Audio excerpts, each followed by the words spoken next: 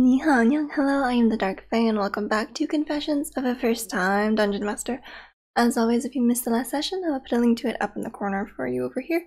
You can go check it out, catch up on what you missed, and then come back here to find out what happened next. We are now on session 58, so let's begin. Okay, so at the end of the last session, the party had kind of gotten some potential quests that they could go on in the couple of days that they have before Asmodeum returns for their talk. So they decide that they're going to go on a good old-fashioned monster hunt that they haven't done in a while. It's been some time since we've had combat, so they decide to head to Ramir, where there have been reports of shadowy, nightmare-y monsters that have kind of slipped through the cracks before the barrier was erected to keep the shadowy darkness away. So there are kind of open wrecks for exterminating them. So Faraday kind of points them in the direction of two Nightingales, which are high-ranking Grimknife officers, who are kind of in charge, Samri and Fedzor, to get their directions from them. So, going through the maze down to Ramir takes a couple hours since they have an escort to guide them through. And upon reaching Ramir, they find that the gates and the walls are kind of heavily guarded. There seems to be a pretty large guard detail here in order to prevent any creature from potentially slipping through the gates and heading deeper into Prill. So they find the two Nightingales. Samri kind of explains kind of the operation that's going on.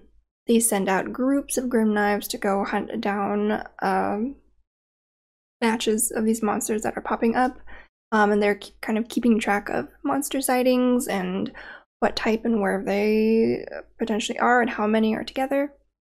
So they give the players a little bit of advice and kind of brief them a bit on what kind of monsters there are. There's one that they call the Slasher, which is just composed of a multitude of arms and legs that are all ending in claws, that when they attack or when you're hit by them, they can drive you into a frenzy, hinting that it might cause you to attack your fellow team members. There's one called the Screecher, which can emit a piercing scream that can end up stunning you. There is also the Wraith kind of creature, which tends to drive those that it touches mad. And then lastly, and most dangerous, is the Whisperer. They advise the party not to engage if they do encounter one, as the Whisperers can not only drive you mad, but they can also cause you to turn on your allies, basically. So the Samri kind of mentions that they can either head to the cellars of a basement, or I believe it was kind of like the basement room of a cartographer's. The tavern cellar has a bit more of an unknown factor to it. They're not totally sure what is down there, but they get the sense that there are at least two working together, probably a Wraith, probably a Screecher. So they decide to go to the one that's more difficult, the tavern cellar, for the unknown factor. When they get there, they pass through the town square, where they can actually see the barrier cuts through, and beyond the barrier there is just this shadowy scape of darkness kind of just roiling above, kind of like the Fold in Shadow and Bone, if you've seen that. I recommend it, it's a good show. But yeah, so they reach the tavern, and after making sure to kind of clear the area of any potential enemies that they're unsuspecting of, they head down to the cellars.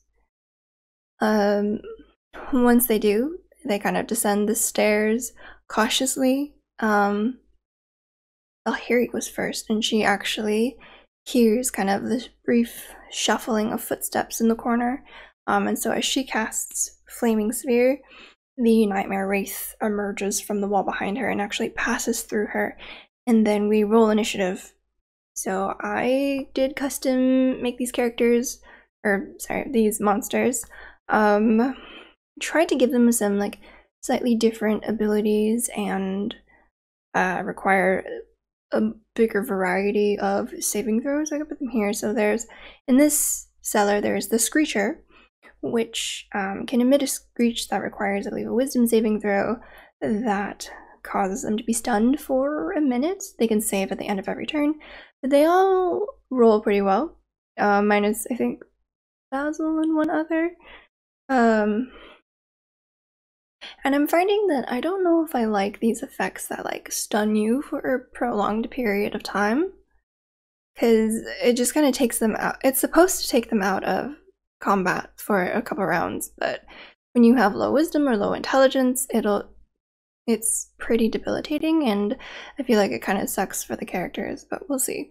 What the Wraith does is if it passes through you or it hits an attack on you, you have to roll another wisdom, no, it's a charisma saving throw, and otherwise basically you will be confused on your next turn. You'll have to roll a d8 to see what you do, kind of similar to the Gibbering Mouthers effect, because it's one of my favorite things in D&D. So in combat, a couple rounds in, I mentioned they start hearing very faint whispers kind of start to rise up, and the cellars here seem to just kind of grow a little bit darker, hinting that something might be on its way. So the Screecher and the Wraith are a little squishier. We were also down Kren, which is kind of lucky actually, since these creatures do a lot of psychic damage, and that's actually the one type of damage he's not resistant to when raging.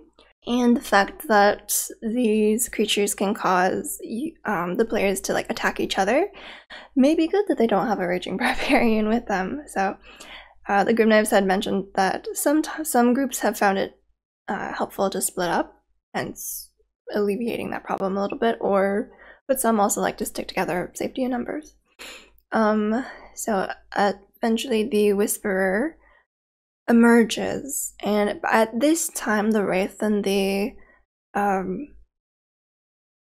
Screecher are kind of on their last legs, but the Whisperer, basically it emits an aura, so within 30 feet of it, if you start your turn there, you have to make an intelligence saving throw, otherwise you basically become unable to distinguish friend from foe, kind of like the enemies abound spell. It's basically that effect. And so they basically have to attack whatever creature is closest to them, which in general are their friends. So it can also have a kind of shadowy breath attack, kind of similar to a shadow drake, which does quite a lot of damage. And second time that it gets it back, things get a little bit dire, but eventually, after hugging and slashing each other, they are able to defeat the Whisperer. Var is momentarily stricken with some short-term madness, where, funnily enough, and appropriately, he has to go and spend his actions attacking the nearest ally, as they are all now enemies. So Umric and I think maybe Tyrell knock him out. But he still, once he's revived, the madness still remains, so eventually Basil turns him into a turtle, and they collect kind of the parts that the creatures dropped. This creature kind of dropped this like half-shriveled form of itself, the Wraith dropped 2 kind of orbs, red orbs that were his eyes, and the Whisperer kind of dropped almost a stone or metal like, almost like a skull kind of plate. So they bring those back to the Nightingales, Samurai and Fetsor, and they are paid 300 for each kind of regular nightmare creature and 500 for the Whisperer, since it is more difficult. So they do make a good sum of gold, 1100, which they are pretty sorely lacking. And then they return back to Lovos.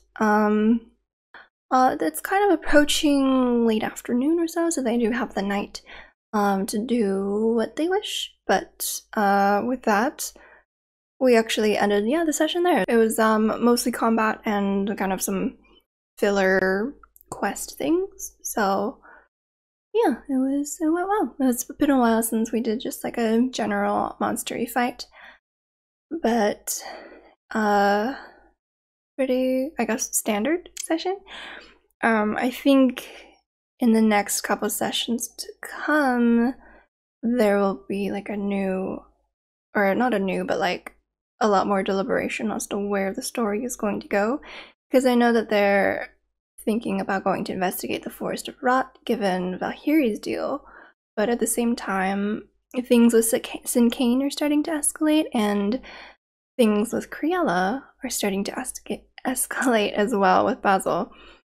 So it might be that they end up going to fight or talk or something with Sin'Cain soon, depending on what information Asmodeum brings back from his current journey in the Nightmare Realm, which is where he went. So, but that is session 58, so thank you so much for watching. I hope you enjoyed. Don't forget to like, comment, and subscribe for notifications when I put out new videos. I love you all, and I'll see you in the next one. Bye!